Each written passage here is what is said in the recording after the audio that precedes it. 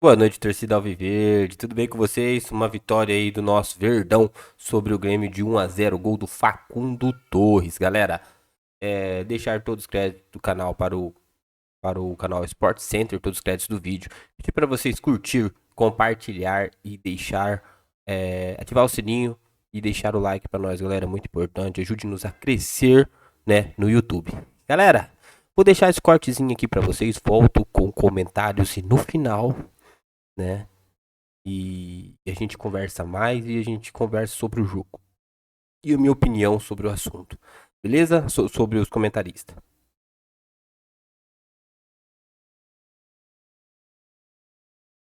E a gente vai conversar muito sobre a rodada do Campeonato Brasileiro aqui neste Sport Center para Sabadaremos. Sabadaremos juntos, tudo bem? Até o fim do sábado. Isso. Tudo bem, Mari? Na hora que virar, aí a gente tá liberado. A gente passa o Virou turno domingo, pro próximo. acabou. É isso, acabou com a vitória do Palmeiras, com o belíssimo gol do Facundo, aliás. Bom, a gente vai atualizar tudo da rodada do Campeonato Brasileiro, claro, com gols, também com a Série B e girar pelas notícias mais importantes do esporte. Mas a gente já começa, o nosso estúdio já está todo tematizado com Palmeiras e Grêmio. O Alviverde, então, venceu o tricolor gaúcho por 1-0, num jogo que o Grêmio, a gente até falava ali nos bastidores, não foi dos piores do Grêmio, mas também não é suficiente para parar o Palmeiras do Facundo. Isso, exatamente isso, Mari. E o que a gente viu foi um Palmeiras que oscilou durante o jogo, mas um Palmeiras que começou o jogo como um trator. Começou num ritmo muito forte. E construiu esse belíssimo gol que a gente viu do Facundo. Como foi belíssima, olha só que intervenção do Everton. Bola de jogo essa que ele pegou. Defesaça, era para empatar o jogo ali, ainda no meio do primeiro tempo. Mas o começo forte, sufocante da equipe do Palmeiras. Pressão, sem bola, com bola, muita gente para circular e para criar chance. Deu ao Palmeiras a vantagem. E a partir daí, esse time do Palmeiras com vantagem em placar, ele é um time que controla, mesmo que ele oscile o ritmo. Ele não conseguiu manter durante o jogo o mesmo nível de agressividade do começo, mas ele conseguiu controlar o Grêmio em diversas partes. No segundo tempo, o Grêmio melhorou, porque no primeiro tempo, tirando esse chute aí que o Everton pegou, o Grêmio pouco fez. No segundo tempo, comparando com o seu próprio padrão, o Grêmio melhorou, mas o melhorar do Grêmio não representou em momento algum uma pressão para empatar o jogo. E aí é o que a gente falou. O Grêmio, perto do que ele já jogou de mal, não fez nos piores jogos, mas foi o suficiente para o Palmeiras correr risco de não vencer? Acabou que não. Então a vitória, na margem que foi, uma margem mínima, ela foi justa e ela foi condizente, especialmente pela força que o Palmeiras mostrou no começo. Vitor Roque bem, Facundo Torres bem, Maurício bem, Piquerez começou o jogo muito bem, por isso o Palmeiras venceu por 1-0. Aí essa finalização também, essa cobrança de falta na reta final do jogo também, com o Palmeiras tentando, né, com o Rafael Veiga. A verdade que a gente tem na tela os números da partida, para a gente desenhar um pouquinho como foi esse jogo, com o Palmeiras em vermelhinho quem teve mais. Então, Palmeiras com mais posse de bola, 61-39, 10 finalizações. Finalizações no alvo até ficaram equilibradas, 3-3. Com o Grêmio com grandes chances, aí num 3-2. E ações na área rival, o Palmeiras pisando mais na área, assim como também recuperando ali 2 posses a mais do que o tricolor gaúcho. No fim das contas, Zupa, a gente fala de um Palmeiras que o torcedor sai com qual sensação do Allianz Parque? De uma grande atuação, da famosa deu pro gasto, de algum tipo de bronca, porque a gente sabe que a torcida do Palmeiras também é exigente, né? Assim, pedir pro palmeirense não sair com bronca é difícil, isso é do palmeirense. Assim, não foi uma atuação esplêndida do Palmeiras, mas foi uma boa atuação, uma atuação consistente, entre o deu pro gasto e uma boa atuação, sabe? Então, valeu. E esse é o Campeonato Brasileiro, é um campeonato de regularidade, o Palmeiras foi dentro do possível regular, não foi brilhante, mas foi regular dentro desse jogo. Acho que tem movimentos ali que o Abel vem ensaiando desde o fim do Mundial, com a mudança de elenco, né, sem Estevão e sem Rios, que vem dando resultado. O Facundo Torres pela direita é algo nesse sentido. O Facundo, quando chega no Palmeiras, ele deixa muito claro que ele pode jogar dos dois lados, mas ele sempre deixou claro para o Abel que ele prefere jogar pela direita, que ele rende mais pela direita. Por quê? Porque o Facundo é canhoto e a gente tem visto jogadores jogando melhor do lado contrário do seu pé bom, né? Então, jogando pela direita, ele vai sempre puxar para a perna esquerda e ter o chute. Pro meio, né? Pro meio. Quando ele joga na esquerda, o natural do pé bom dele é o movimento em direção à linha de fundo. Só que antes ele não jogaria pela direita, porque tinha o Estevão Estevão lá, e ele não ia jogar lá. Então, agora que o Estevão saiu, o Abel começou a usar o Facundo por lá, e ele sobe de produção. E hoje abriu espaço para o Luigi jogar aberto pela esquerda, depois da lesão do Felipe Anderson.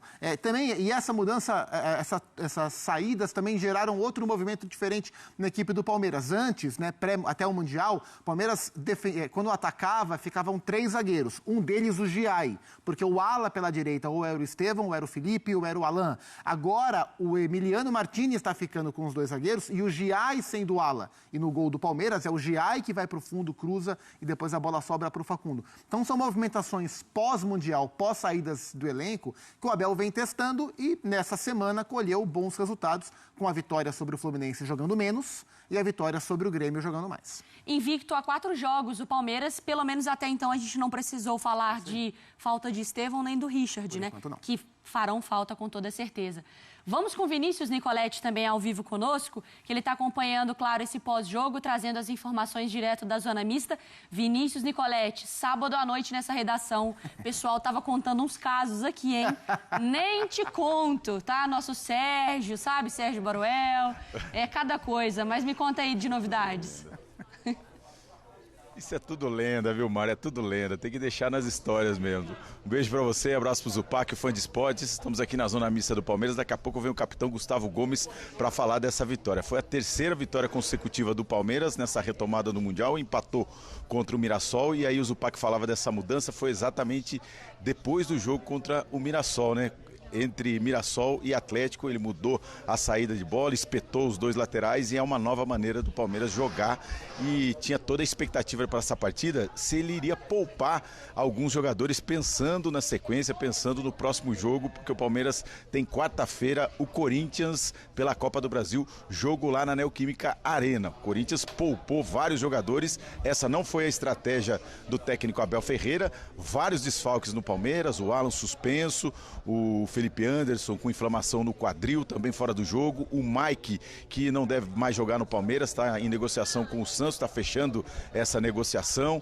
O Murilo, que continua de fora. Então são vários desfalques, mas ele foi com força máxima, apenas com essa mudança, sem o Felipe Anderson, sem o Alan. O Luigi hoje foi o titular pelo lado esquerdo. O Sousa, mais uma vez, começou no banco de reservas. Ele que vem entrando nessa função pelo lado esquerdo, é destro, vem cortando para o meio, mas hoje começou no banco de reservas. Então foi essa a estratégia do Abel Ferreira para conseguir mais uma vitória e se manter vivo aí na briga pelas primeiras colocações do Campeonato Brasileiro. E do lado do Grêmio, o time ainda não venceu pós-Mundial de Clubes, são 2 empates e agora 2 derrotas. O time chegou aqui também com alguns problemas. O André Henrique, atacante, machucado. O Vila Sante, outro desfalque no meio campo, jogador importantíssimo para esse meio campo do Grêmio. O Riquelme, moleque formado na base, foi titular mais uma vez no meio campo e foi o principal desfalque do Grêmio.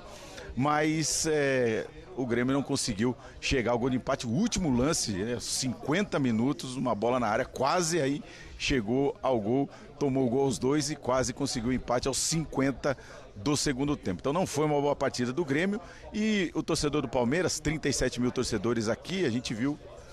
Aliás, eu vi aqui uma movimentação, achei que era o Gomes passando. Mas a gente viu que o torcedor não saiu assim tão satisfeito com o time, ainda está devendo. O Palmeiras recupera a bola muito rápido e depois entrega para o adversário. Mais uma vez foi assim, perdendo muitos gols. Destaque aqui, outro destaque positivo do Palmeiras, mais uma vez a atuação do Vitor Roque, que fez gol no último jogo. Ele tem 27 jogos com a camisa do Palmeiras, 4 gols. Contra o Atlético, já tinha participado de 2 gols, participou ali no gol contra do Júnior Alonso, marcou contra o Fluminense e hoje ele puxou contra-ataque e quase fez um golaço no segundo tempo. Vai pegando confiança, a gente vai sentindo assim o Vitor Roque no time do Palmeiras, vai pegando confiança e isso é importantíssimo para um jogador que estava numa seca de gols. Então é isso, Mário e Zupac, a gente segue por aqui, daqui a pouquinho vê o capitão Gustavo Gomes do Palmeiras, a gente também espera os jogadores do Grêmio e venham a entrevista coletiva do Abel Ferreira e Mano Menezes.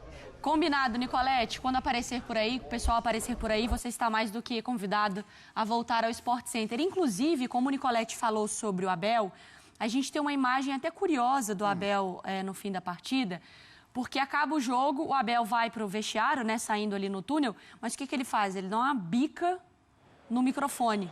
Então acaba o jogo. Não é uma novidade, né? Mas, assim, acaba o jogo, vai acabar o jogo, tá lá as reações dele, não sei o que, acabou o jogo. Taf. Quem soubesse quanto custa, hein? Nossa senhora. Esse foi um chutinho de uma irritação do quê? De uma atuação abaixo, de um... É óbvio que a gente tá aqui no campo da interpretação, né? Vai que ele pediu para algum jogador fazer algo e não, mas... Talvez pela maneira que o time terminou o jogo. Assim, acho que de uma maneira geral, o Palmeiras... Assim, se não foi uma jornada que encantou a todos e que satisfez o Abel em tudo que o Palmeiras poderia ter feito, assim, o Palmeiras foi nos 90 minutos melhor que o seu adversário, aproveitou o seu melhor momento no jogo para construir vantagem e sofreu pouco, né? Então, por mais que exista um ou outro ponto de insatisfação, a minha leitura pré-entrevista coletiva, né, e tentando mergulhar na sempre ambígua cabeça do Abel Ferreira, né, que sempre vai viajando entre a ternura e a irritação, entre a reflexão e a irritação, ele é um pouco esse personagem. Eu imagino que seja mais pela maneira que o time terminou o jogo, minutos finais, uma desatenção ali que poderia ter custado a vitória. O Abel que levou cartão amarelo no jogo de hoje, que também não é lá uma grande novidade, mas conduziu o Palmeiras a essa vitória importante, porque assim, a gente fala, o Palmeiras não encantou, o Palmeiras está devendo um pouco, o torcedor saiu um pouco irritado, aí você olha a classificação e você vê que rodadinha após rodadinha vai subindo. Vou te fazer uma pergunta, quantas vezes nesses anos aí do Abel Ferreira, você já não viu o Palmeiras jogando às vezes um futebol burocrático e terminou com um caneco? Isso. Eu costumo dizer, Mari, que o Palmeiras é o único time do Brasil que não precisa jogar bem para vencer. A maioria dos times, se não jogar bem, a chance de vitória cai muito. O Palmeiras do Abel é um time que tem uma habilidade de vencer, mesmo quando ele não joga bem, muito maior que a dos demais. E acho que isso ajuda a explicar essa regularidade, não vencendo sempre, porque não dá para vencer sempre, mas estando perto sempre. Essa regularidade, ela é explicada porque o Palmeiras é um time que quando joga bem, vence, quando joga mais ou menos, vence, e quando joga mal, algumas vezes ainda assim vence também. Ainda vence. Eu sei que existe, que é mais do que válida a cobrança do torcedor para o Palmeiras talvez encantar, até pelos movimentos de mercado. Mas fica nessa relação até da própria torcida um pouco dividida, né? Do que seria o ideal para o Palmeiras enquanto estilo de jogo, mas também enquanto tem resultados, não tem nada para a gente conversar. Mas mesmo, pode mais. Mesmo distante do encanto, e não é essa característica, aliás, raramente foi na era Abel o encanto a principal característica, mas acho que o que o torcedor mais espera é que seja um time competitivo e que construa as vitórias através do seu DNA.